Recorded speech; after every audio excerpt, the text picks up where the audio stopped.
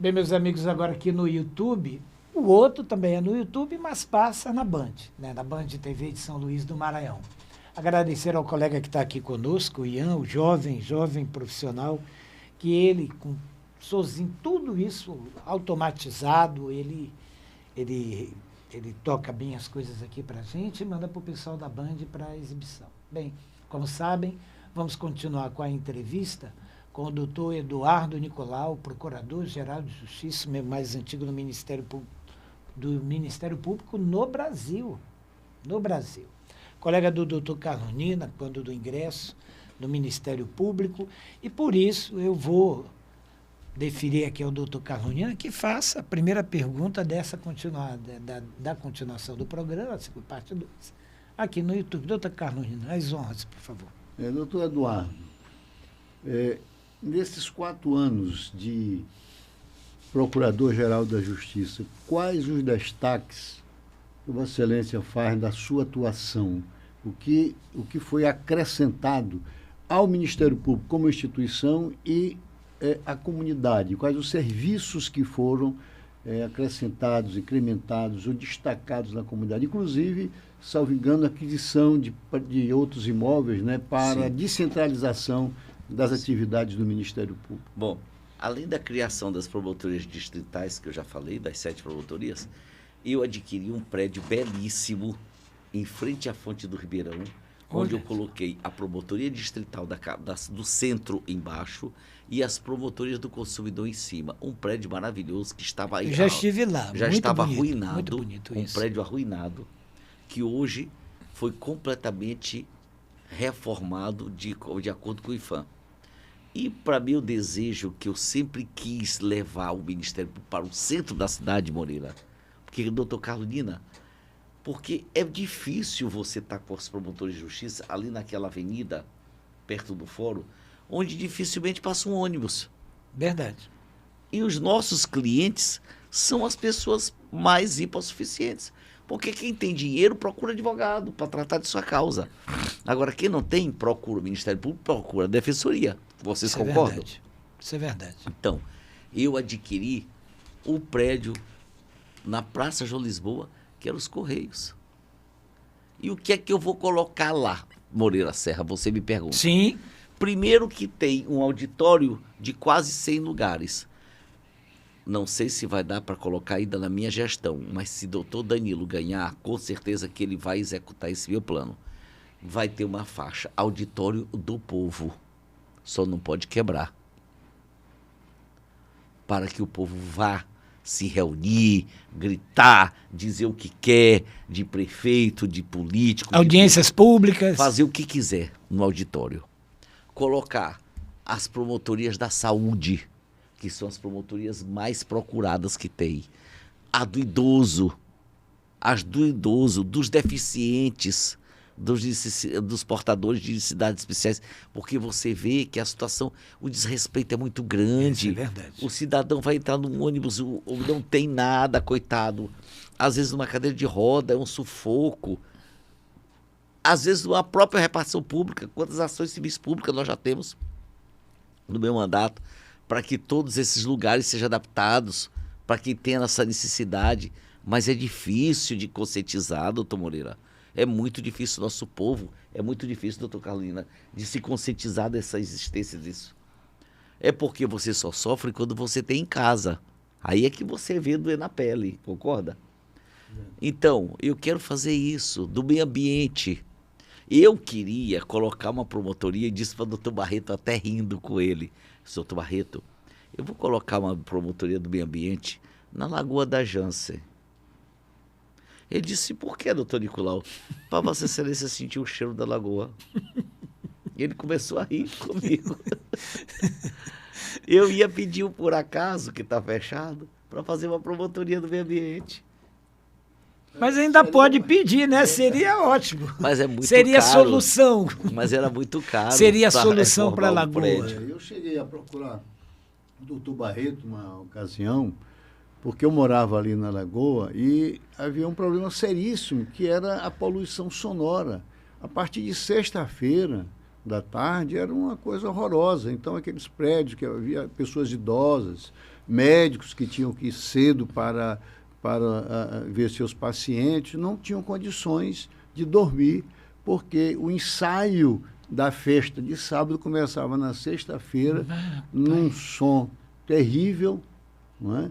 E isso foi uma coisa. Eu procurei, houve até um abaixo-assinado, alguns amigos se reuniram e fizeram, mas não conseguimos resolver aquele problema. Depois que eu morei, fizeram até lá o prefeito. Depois que o senhor mudou. Depois que eu Doutor mudei. Carolina, aqueles prédios todos estão liquidados, onde tinham aqueles bares, aqueles restaurantes. Estão fechados, né? Fechados, Foi por conta da liquidados. pandemia. Depois que veio a pandemia, mais os nada bares que preste ali lá. faliram.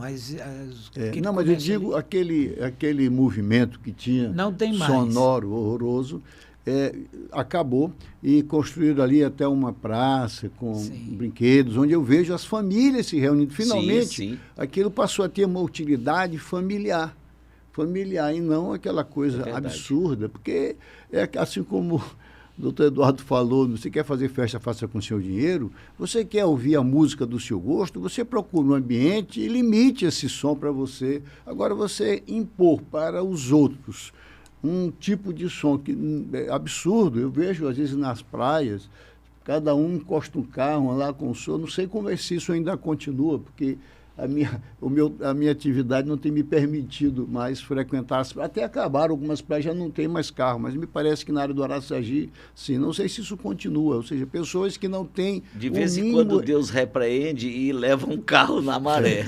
É aquilo que Vossa Excelência está falando, a questão da educação. Você quer ver onde há falta de educação? É impressionante, é na porta das escolas. Sim, Chega alguém com um carro no meio da rua, para o carro, para os filhos descer, quer dizer, empatando os outros, não encosta, não tem o cuidado de encostar, ou seja, está levando os filhos para a educação e dando aquele exemplo mau de exemplo. educação. Doutor Carolina, não é só isso. O pior de tudo é quando eles e os filhos abrem os vidros do carro e atiram uma garrafa de refrigerante Pela de plástico janela, pela pela janela, porta. um saco plástico. Aquilo para mim é um absurdo. Aí eu tenho um outro ponto também, que Fique à vontade. é triste. Pessoas que vão às escolas agredir professores e diretores porque tiveram os filhos repreendidos por alguma coisa. Então, é difícil a atividade do professor hoje, das escolas que querem educar, porque algumas pessoas que não têm a percepção da função educadora, educativa do professor, se acham no direito de agredirem essas pessoas, sem sequer, às vezes, apurar. Eu penso que isso faz parte, ou seja, isso esse o Ministério Público tem como ajudar nisso? Nós estamos ajudando, nós temos o nosso centro de apoio da educação com o doutor Eduardo, que ele é muito bom, Inclusive, doutor Carolina, eu tenho um negócio, eu vou contar uma história para vocês. Não vou dizer o santo, porque o santo é que faz o fuxico, vou contar só o milagre. Só milagre, quanto milagre. De uma dessas escolas mais caras do Maranhão, de São Luís, uma criança de 11 anos de idade, ela não queria mais ir para a escola, para saltar do carro era uma luta. Chegou ao ponto de se urinar toda no carro. Até que a avó dela foi conversar comigo e disse que ela estava sendo maltratadérrima na sala de aula, que inclusive a professora pegava ela pela cabeça, assim, empurrava, chamava ela de doida e agredia realmente. Aí nós tomamos todas as providências, a professora foi exonerada e tudo, mas a criança até hoje, a avó me disse que até hoje a criança está no psicólogo, porque ela foi muito agredida pela professora. Quer dizer, a falta de respeito não é só do aluno para o professor, é do professor para o aluno também. Sim, claro, que ocorre isso também. Isso aí Quer dizer, da família, por conta dos filhos ou dos pais, somente deles e não dos filhos, ou de ambos, em relação aos professores. Isso volta também, e acontece de professor, né, de educador para as crianças e os familiares e também a própria escola, a gestão. Doutor Moreira Serra, deixa eu lhe dizer, antigamente eu acho que os pais tinham mais cuidado com os filhos. Sim, é verdade. Inclusive nas escolas, doutor Carolina. Eu não quero jogar lama em ninguém. Os Me perdoe. professores da nossa época eram duros, eram rígidos Sim. e respeitávamos, tínhamos Sim. que estudar. Até porque respeitávamos, chamavam de senhor, não era tio. Ainda Senhor, recebia senhora. bronca em casa se Cantávamos o hino nacional, Sim. que hoje o menino não sabe mais Né? cantar o hino nacional, não É sabe mais a verdade. letra. E outra coisa, todo mundo se respeitava. E o pai e a mãe estavam atentos. Sim. Eu lembro quando eu tinha 6 anos de idade, que eu estava no primeiro ano primário já tinha saído do pré-primário. Mamãe, quando eu chegava em casa, mamãe abria a bolsa da gente, rebolava a bolsa da gente. Ela encontrou um caco de lápis na minha bolsa. Eu nunca me esqueço disso. Ela perguntou: meu filho, de quem é esse caco de lápis que eu não Isso. te dei? Eu disse: mamãe, eu troquei esse caco de lápis com uma borracha de um colega meu. Ela não disse uma palavra para mim. Mas no outro dia ela foi me levar para o colégio. Quando ela chegou lá no colégio, ela tirou da minha bolsa o caco de lápis e disse: de quem é esse caco de lápis? Eu disse: mamãe, é do meu coleguinha aqui, que eu troquei com ele. Você entrega a borracha dele. Aí disse na minha frente, na frente de todo mundo: você não troca nada, você não dá nada, porque você não ganha, não pode fazer. Você tem que ir e voltar com o que eu lhe dei. Só com o que eu lhe dei. Eu não vejo mais pai e mãe fazer isso. Tá muito complicado, mas eu vou aproveitar a presença de vocês dois aqui e vou fazer uma primeira para o senhor, em seguida eu peço para o doutor Carlonina intervir. Agora há pouco, na sua fala, o senhor disse assim: às vezes o judiciário ajuda, às vezes não ajuda, naquilo que a gente quer, que a gente pretende fazer, o Ministério Público, mas nós temos outros dois entes muito importantes em todo esse conjunto do fazer e entregar a justiça. Não só provocar, fazer e entregar para a sociedade. E há sempre queixas da advocacia em relação ao judiciário, às vezes em relação ao Ministério Público, da Defensoria não se ouve tanto, que há uma parceria muito grande, porque todas são carreiras de Estado entre Ministério Público, Magistratura e Defensoria. E eu faço a pergunta para o senhor. Como é a relação, ou como está sendo a relação, como está se dando a relação do Ministério Público nesses 4 anos da gestão Eduardo Nicolau? Como é que tem sido? Com quem? Com o judiciário? Com a magistratura. Muito boa. Muito boa. Com a Defensoria, com a Procuradoria do Estado, com todo mundo. Com a AB? Com a Advocacia? Com a advocacia. Eu acho que a gente tem que se unir com todos, né, Moreira? Até Sim. porque já chega de todo mundo dizer que o Estado do Maranhão é pobre. Eu não aguento mais ouvir isso. E agora queria, pelo vai menos nas antes redes de morrer, sociais. eu queria pelo menos antes de morrer dizer: olha, o Estado do Maranhão foi pobre. Eu queria ouvir isso. Vai ouvir. Eu espero em Deus. Entendeu? Então hoje está... Nós estamos todos juntos. Claro, cada um tem seus problemas, cada um tem sua cabeça. Eu não posso pensar igual o desembargador. Ele pensa no juízo dele, como pensa o magistrado, eu penso como promotor, o defensor pensa como promotor. E é por isso que existem os graus superiores. Porque quando a gente não concorda, tem o juiz esperneende. Vai para cima, vai para o Supremo, vai para o STJ, né, doutor Carolina? É isso. Quando a gente não gostou da decisão, corra para cima. Doutor Carlonina. Digamos assim, qual a contribuição, qual a avaliação que o procurador de justiça faz da atuação do CNJ e do CNMP? Olha, Carolina, eu vou dizer uma coisa para você. Eu acho que os 2 órgãos melhoraram muito com esses órgãos de controle. Eu não gosto muito quando eles se metem a miúde na parte administrativa interna. Não vou lhe mentir. Quando, às vezes, eles querem descer muito. Por quê? Vocês têm que entender. O nosso Brasil, os nossos 27 estados, são muito diferentes, Walter. Sim. O que o Rio precisa, o Maranhão não precisa. O que São Paulo tem, o Maranhão não chega a ter nunca. Então, eu não posso fazer o que São Paulo faz muitas das vezes. Concorda comigo? Sim. Então, eu acho que o tratamento tem que ser mais diferenciado, assim, regionalizado, podemos dizer assim. O tratamento do Nordeste e do Norte não pode ser o mesmo do Sul e do Sudeste. Por exemplo, eu quero que o Sudeste trate e corra, faça 50 mil processos no mês. No Nordeste nós não temos condições, nós não temos nem internet que preste. Quantas e quantas vezes nos municípios das nossas comarcas a internet cai? É toda hora caindo, doutor Moreira. É só chover agora, a internet vai embora. Como é que a gente fica com o PJE? Como é que a gente fica com o Simp? Fica difícil. No sul do país é diferente. Você concorda comigo? Agora, no geral, Carolina, eu vou lhe dizer, eu gostei muito da atuação do Conselho Nacional do Ministério Público e do CNJ. Mas veja bem, a notícia que se tem muitas vezes, inclusive na origem da criação, tanto do CNJ como do CNMP, era porque as respectivas corregedorias não funcionavam. Sim. Se as corregedorias não funcionavam, não me parece apropriado que esses órgãos que tivessem sido criados em razão disso bypassassem essas corregedorias para alcançar aquele que a corregedoria devia ter, digamos assim, disciplinado. Estou entendendo.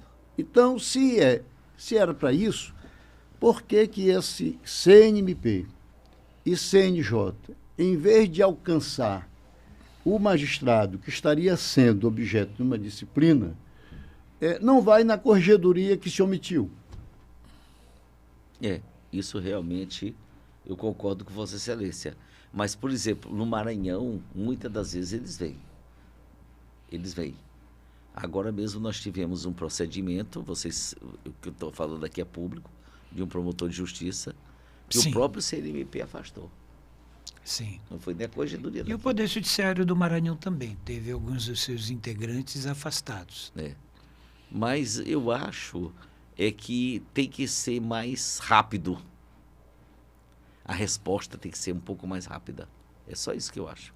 Se há uma constatação dessa, por que então manter essas corregedorias estaduais se é necessária a atuação de um órgão nacional como o CNJ? Mas e geralmente CNMP? geralmente no Ministério Público eles são um órgão revisor. Eles Funcionam como uma segunda determinam instância. que a gente abra, que a gente faça a primeira coisa. Faça o PIC, faça o PAD. Eles determinam isso. Mas aí eu insisto, desculpa eu estar insistindo na questão, Sim. que eu já escrevi inclusive sobre isso. Bom, se há uma necessidade de uma determinação superior para que a Corregedoria do Tribunal, a Corregedoria do Ministério Público faça alguma coisa, não há aí, por exemplo, uma medida disciplinar do CNJ, do CNMP em cima dos corregedores? Aí eu te pergunto, e se não existissem as corregedorias dos 30 Ministérios Públicos, que são os 27 estados, o militar, o trabalhista e o federal, como é que só o CNMP poderia dar conta desse horror de promotor de justiça e procurador? O problema que eu estou colocando Ia ficar difícil, né? Se há toda essa deficiência, eu me pergunto se não era Porque não era preferível doutor que Carolina, deixasse o direto. Conselho Nacional do Ministério Público e o CNJ são compostos de 14 membros, não é isso? Sim. São 14 membros. Por exemplo, o CNMP, dos 14 membros, só tem 6 do Ministério Público, o resto é de fora. Tem OAB, tem Senado, tem Câmara, tem Supremo. 2, 4, 6, 8. 8, 6, 14. Deixa eu colocar. Eu imagino não, funciona exatamente assim. A pessoa faz sua reclamação, pede abertura do procedimento e dali é apurado na primeira instância pela corregedoria, em seguida não se conformando com o resultado, aí sobe. Ou aquele que foi punido ou aquele que pediu, digamos ou assim, então, a punição e quando é um investigação. fato muito escandaloso, Moreira, o próprio Conselho Nacional avoca. Avoca e sobe. Eu imagino que seja assim. Doutor Eduardo, só uma outra pergunta agora. Vossa Excelência vai deixar a Procuradoria em junho, né? Já Mês de agora, junho. Já Mês de agora junho. em junho, é dia 15. E aí? Eu vou ser procurador ainda, vou para minha procuradoria, para a minha primeira Câmara Criminal, que eu estou lá desde 91. Sim. Vou brigar com meus processos criminais, com Moreira Serra. Sim. Já esteve Sim. várias vezes do outro Por que lado. essa opção pelo crime? Cara, olha, eu estou no crime sem sair do crime desde 1985. Eu não sei mais nada de direito civil, eu não sou ignorante, eu peço perdão a quem achar que eu devia entender direito civil, mas eu só lido com o criminal. Sim, desde sim, 85. especificidade. Né? Eu nunca mais abri um código civil de código de processo civil. E nessa experiência desses anos todos aí, o que mais lhe impactou com relação a algum processo, esse processo todo que você lidou? Olha, a minha Teve mais tristeza. dificuldade? Doutor Carolina, a minha tristeza com o processo penal e o criminal, principalmente, é o crime contra a criança, que nesse Brasil ainda tem muito. É o que mais me deixa triste, acabado, aniquilado. É quando eu vejo as crianças bem pequenininhas mesmo, de tenra idade, 2, 3, 4, 5 anos, estupradas, mortas, violentadas. Porque eu sempre digo, quando eu vou aos colégios fazer uma palestra, eu sempre vou aos colégios, sempre, quando os professores me convidam, o diretor me convida, eu vou. Eu digo, gente, até uma formiga, quando nasce, tem mais liberdade de ação do que um ser humano. Você vê... Doutor Moreira, você já viu um gato nascer? Não. É a coisa mais linda do mundo. Eu já assisti. A gata bota os gatos para fora, limpa o gatinho, bota um por um, puxa com a boca, bota para fora, limpa o gato, depois de limpa ela atira o gato mais para lá, vai pegar o outro. Depois que ela acaba de parir todos os gatos que ela tinha que parir, ela come a placenta, ela limpa o chão e pega os gatos e bota no peito. E daqui a pouco os gatos saem andando. Qual foi dos seus filhos que saiu andando depois de mamar a primeira vez? Nenhum. Por que fazer mal para uma criança? É injustificável. Muitas das vezes É são o os que próprios mais pais, me revolta, doutor os Carolina. próprios familiares. Porque quando você faz alguma coisa para uma pessoa que pode se defender, é diferente de você fazer um mal para uma pessoa que sequer pode se defender em qualquer hipótese. Você está me entendendo, do meu ponto de vista? Então, todos os crimes para mim são horripilantes, mas esses são os piores. Esses são os piores. Eu vou fazer uma pergunta e vou passar também para você, Carlos, para você me ajudar, se você quiser complementar alguma coisa nela. Nós temos 10 minutos para encerrar o nosso programa. Vai sair em junho. Não tem saída, vai voltar para ser só procurador, para a primeira Câmara, para a primeira Câmara criminal do Tribunal de Justiça do Maranhão. Esse tempo todo, aí você me faz essa avaliação como observador daqui de fora, um analista disso tudo. Qual a nota que você... Eu sei que vai ser 10, vai ser alta. Se tivesse mais de 10, mas eu quero que justifique se for alta ou se for baixa ou média. Tem que justificar. Qual a nota que você dá para o Ministério Público daqui para trás, todo esse tempo? O que contribuiu o Ministério Público para o desenvolvimento do sistema de justiça, como tudo aquilo que a gente conhece, curso legis, fiscal da lei, está com a sociedade, tem que ir para lá, tem que ir para cá. O que ele contribuiu com o país, com a nação? Doutor Carlos, para você também. Eu dou 7. O procurador mais antigo do país, o procurador de justiça mais antigo do Brasil, daria 7. Sabe por quê? Por quê? É isso que eu só daria 10 se eu visse meus promotores todos na rua, defendendo nossa população. Então há muita coisa para fazer. Muito. Porque certo é mais próximo da metade do que mais próximo, né? Tirando pelo meio ali, 2 para baixo. A coisa que eu mais gostaria de fazer, de ter, era simplesmente isso. Era o atendimento cada vez mais eficaz da população. Principalmente, Moreira, dos mais hipossuficientes. Eu tenho muita pena. Olhe, eu não tenho tempo de lhe dizer. Eu recebo telefonema a qualquer hora. Eu recebo qualquer pessoa no meu gabinete. Sim, isso é qualquer público pessoa e notório, no meu gabinete. Sim. E na mesma hora eu tento resolver a questão. Falta promotor no Maranhão? Falta. Eu não posso botar porque eu estou acima do limite. Faltam mais de 80 promotores. Mas também tem uma coisa. A tecnologia nos ajudou muito. Hoje, os promotores substitutos, com com os nossos notebooks, eles fazem audiência em qualquer lugar. Só espero que não chova e a internet não caia. Mas é muito bom. Gente, não tem saída, doutor Moreira. Isto aqui veio para ficar. Veio para ficar. Isso aqui, se Vossa Excelência titubear, ele substitui até o leitinho. Tá vendo? É sério, tô dizendo. Quando é que se pensou que aqui tivesse um banco? É. Quando que nós pensamos que com isto aqui você viajasse, você se hospedasse, você comesse, você vestisse? Com isso aqui, só com isso aqui, você faz tudo. E agora com este maldito Pix, você faz tudo, não precisa de ninguém. Eu fico muito preocupado, doutor Carolina, muito preocupado quando eu vejo isso. Quando eu vejo ninguém mais frequentar banco. Pense. Emprego. Que vai dessa fazer população. com esse pessoal todo. O que é que nós vamos fazer com essa turma toda? Doutor Carlos, é todo seu.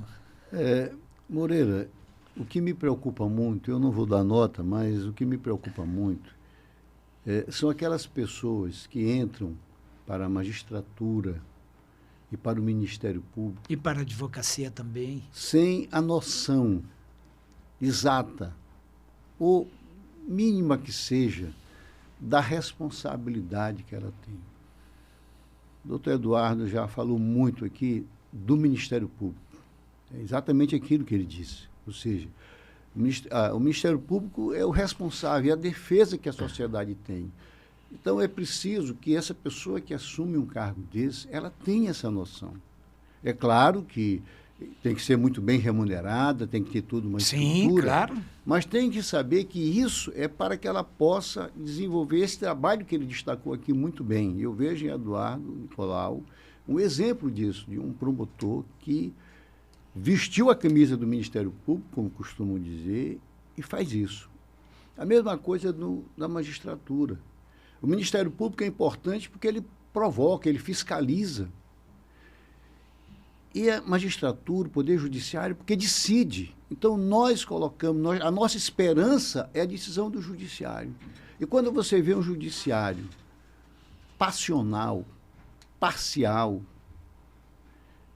é um desencanto muito grande. Não adianta o Ministério Público estar ali lutando se diante do seu conflito está um magistrado que vai tomar uma decisão porque tem um colega na faculdade, porque tem um amigo acolá, enfim, quer dizer, por um fator totalmente alheio ao seu direito. Isso é o que me entristece. Você, Moreira, que é um advogado militante, que luta muito em ações de pessoas portadoras de deficiência, você sabe muito bem como é essa situação. Aí você falou do advogado. Também, o advogado foi alçado à condição de relevância na Constituição, da sua atuação na administração da justiça. No entanto, as universidades, as faculdades, parece que esqueceram da importância da ética. Então, isso é letra morta, a ética. Então, o advogado também, muitas vezes, o bacharel em direito, aqueles que vão para a advocacia, eles vão atrás de um negócio rendoso, rentável. É claro que isso é também uma finalidade, o seu sustento. Mas, daí, você fazer qualquer coisa, aí fica difícil. Então, esse é o meu desalento, desencanto, mas com a mesma esperança de Eduardo, de Doutor Eduardo Nicolau, tudo isso melhor. Com toda certeza. Bem, nós chegamos ao fim do programa, temos 4, 5 minutos para as despedidas. Eu quero agradecer primeiro ao doutor Carlos Nino, meu dileto amigo, querido amigo, por quem eu tenho uma admiração muito grande. Os senhores talvez não saibam, o doutor Carlos Nina foi presidente da Ordem 2 vezes, promotor de justiça, ingressou no Ministério Público junto com o doutor Eduardo Nicolau e é também juiz aposentado. Tem a sua banca de foi o primeiro lugar no meu advocacia. concurso. Foi o primeiro lugar no teu concurso. Onde ele foi assim, né? Eu já soube em outros também. Mas deixa eu falar aí conosco o Procurador-Geral de Justiça do Maranhão, doutor Eduardo Nicolau, membro de uma família tradicional, querida aqui de comerciantes, de empresários, todos eles muito conhecidos em São Luís, sua mãe, seu já falecido pai também muito. E eu quero agradecer muito a presença dos dois. Voltarei a agradecer nesse programa, mas dizer, senhor doutor Carlino, a alegria de tê-lo aqui no programa, ajudando a gente nessa bancada, conversando com o doutor Eduardo Nicolau e muitos outros que ainda virão aqui no programa. E quero agradecer ao doutor Eduardo Nicolau, não só pelo exemplar e belo serviço público que presta à sociedade já do Maranhão nesses 44 anos como procurador de justiça, promotor, que quando ingressou, mas sobretudo como cidadão. Uma pessoa querida, respeitada, uma pessoa de todo tempo e toda hora. Sua casa é um portão aberto o tempo todo, nem sei como é que o senhor não fica preocupado com vossa segurança, mas queremos todos, eu sou porta-voz disso, me auto-intitulo porta-voz de todos que o conhecem, que sabe da sua elegância, da sua história, da sua determinação e do seu compromisso com o Ministério Público por toda a sociedade maranhense.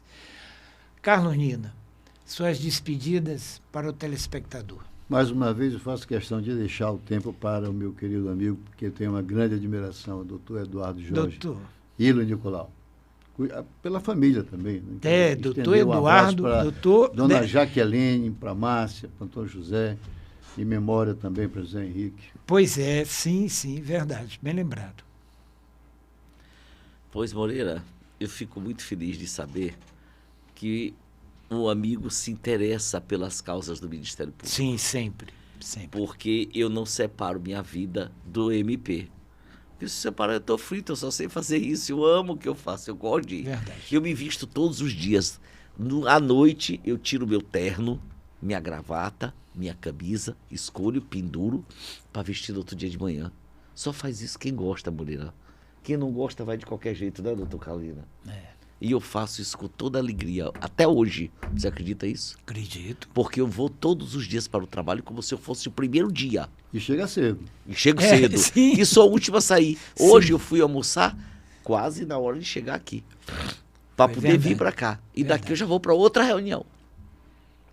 Mas o que eu quero dizer é que eu não vou triste, eu não vou forçado, eu não vou obrigado. Eu vou feliz. Mas eu fico mais feliz ainda quando eu vejo que eu resolvi a situação de alguém. Vou lhe contar uma coisa aqui para você e para o doutor Carlos Nina. Sabe por que São Luís foi a primeira capital a vacinar da Covid? Porque eu, e justiça que se faça, doutor Alberto, defensor público geral, todos os dias nós atentávamos o secretário de saúde. Vacina. Nós aumentamos os postos de saúde de uma tal maneira que nós somos a primeira capital do Brasil a vacinar da Covid. Quantas vezes Vossa Excelência acha que eu fiz o exame do nariz porque eu não deixei de trabalhar nenhum dia e minha mãe estava com 94 anos? 119 vezes.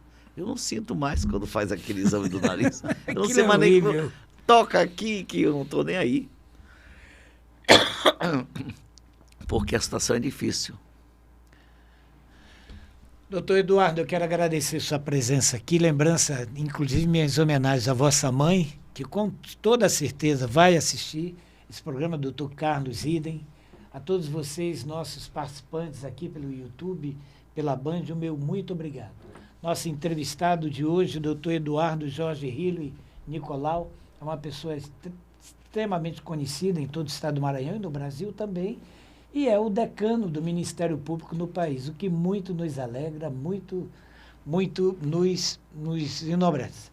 Um grande abraço a todos, o programa Saudações fica por aqui, doutor Carlos Nina, Ian, meu colega de estúdio, a todos vocês, meu muito obrigado, não deixe de nos assistir no Instagram, @programa Saudações com Moreira Serra. Até a próxima edição, até a próxima oportunidade. Um grande abraço a todos, sobretudo ao amigo Ted Anderson, criador da inteligência artificial na área do direito eleitoral. Professor Ted Anderson, até a próxima semana. Muito obrigado a todos.